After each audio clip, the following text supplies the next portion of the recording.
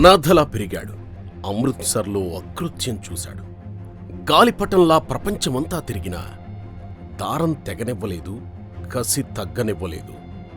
20 ఏళ్ల తర్వాత ఏకంగా లండన్ గుండెల్లో పేలాడు. డయ్యర్ను కాల్చి బ్రిటిష్ సామ్రాజ్యంలో భయం పుట్టించాడు. 40వ ఏటే ఉరికంబానికి వేలాడిన వీరుడు, భారత స్వాతంత్ర్యం కోసం తపించిన ధీరుడు షేర్ సింగ్ ఉరఫ్ రామ్ మహమ్మద్ సింగ్ ఆజాద్ ఉరఫ్ ఫ్రాంక్ బ్రెజిల్ ఉరఫ్ ఉధమ్ సింగ్. పంజాబ్లోని సునామ్ గ్రామంలో 1899 డిసెంబర్ 26న పుట్టిన షేర్ సింగ్ చిన్నతనంలోనే తల్లిదండ్రులను కోల్పోయాడు. సిక్కు అనాథ శరణాలయంలో పెరిగే క్రమంలో సోదరుడు కూడా మరణించడంతో పూర్తిగా ఒంటరయ్యాడు. సైన్యంలో చేరిన వారికి భూమితో పాటు ఆర్థిక సాయం చేస్తామంటూ హామీ ఇవ్వడంతో తొలి ప్రపంచ యుద్ధ సమయంలో బ్రిటిష్ సేనలో కార్మికుడిగా చేరాడు. కానీ యుద్ధానంతరం బ్రిటిష్ ప్రభుత్వం హామీలేవీ నెరవేర్చకుండా చేయించింది. 2 ఏళ్లు పని చేయించుకుని కేవలం 200 రూపాయలు చేతిలో పెట్టింది. ఈ మోసానికి తోడు అదే సమయంలో జలియన్ వాలాబాగ్ ఊచకోత కూడా తోడవడంతో ఆంగ్లేయులపై ఆగ్రహం గుట్టలుగా పేరుకుపోయింది.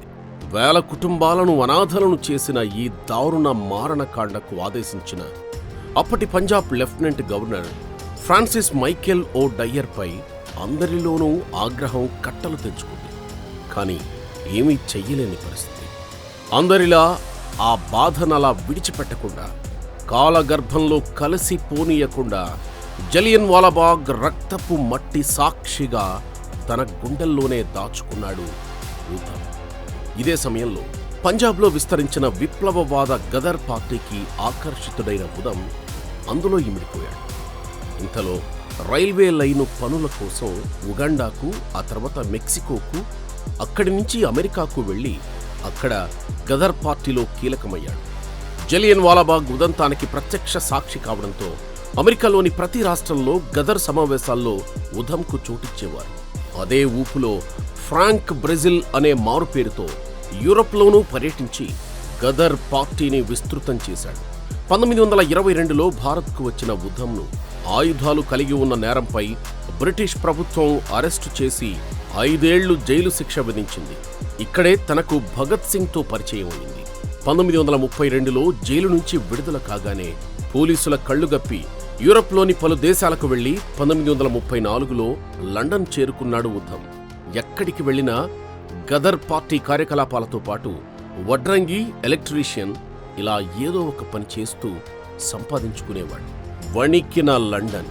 ఇవన్నీ సాగుతున్న గుండెల్లో గూడు కట్టుకున్న జలియన్ వాలాబాగ్ కసి మాత్రం అలానే రగులుతోంది. 1940 మార్చి 13న లండన్ కాక్స్టన్ హాల్లో రాయల్ సెంట్రల్ ఏషియన్ సొసైటీ ఆధ్వర్యంలో సమావేశం జరుగుతుంది.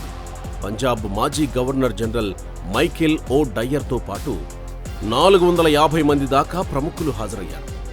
కోర్టులో పిస్తోలుతో వచ్చిన ఉధమ్ సమావేశం ముగిశాక డయ్యర్కు గురిపెట్టి 6 రౌండ్ల తూటాలను కాల్చాడు. డయ్యర్ అక్కడికక్కడే రక్తపు మడుగులో కొట్టుకొని చనిపోయాడు. యావత్ లండన్ గజ గజ వణికిపోయింది. బ్రిటన్కు వచ్చి నడి లండన్లో ప్రముఖుడిని కాల్చడంతో బ్రిటిష్ ఉన్నతాధికారులంతా భయపడిపోయారు. అరెస్టు సమయంలో సర్వమత భారత్కు ప్రతీకగా తన పేరును మహమ్మద్ సింగ్ ఆజాద్గా పేర్కొన్నాడు ఉధమ్. ఉరిశిక్ష ఖాయం చేస్తూ ఏమైనా చెప్పుకోవలసి ఉందా అని న్యాయమూర్తి అడగ్గా, బ్రిటిష్ సామ్రాజ్యంపై మా భారతీయుల తిరుగుబాటుకు ప్రతీక నా దాడి. ఇంగ్లాండ్లోని సామాన్యులంటే మాకెలాంటి ద్వేషం లేదు. నిజానికి ఇక్కడి కార్మికులు కష్టాల్లో ఉన్నారు. ఈ దుష్ట బ్రిటిష్ పాలనపైనే మా ఆగ్రహం అంతా అంటూ ప్రకటించాడు ఉధమ్. 1940 జూలై 31న ఆయన్ను లండన్లో ఉరితీశారు. 1974లో ఉధమ్ అస్థికలను భారత్కు తీసుకొచ్చినప్పుడు దేశం మొత్తం నివాళులర్పించింది. పంజాబ్లో ఆ అస్థికలను ఊరూరా ఊరేగింపుగా తిప్పి లాంఛనాలతో అంత్యక్రియలు పూర్తి చేశారు.